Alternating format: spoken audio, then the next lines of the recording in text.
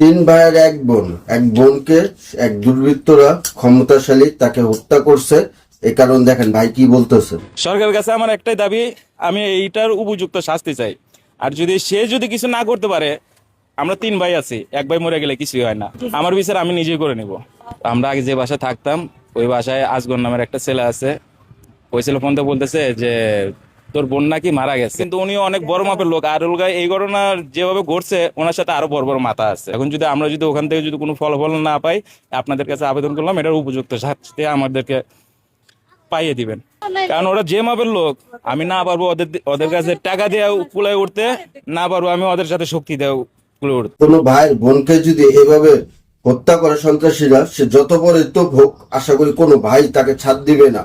এই জন্য আমি মনে করি প্রশাসনে এটা খুব ভালোভাবে তদন্ত করে যে অপরাধীদেরকে চিহ্নিত করে অবশ্যই অপরাধের সাজা দেওয়া প্রয়োজন।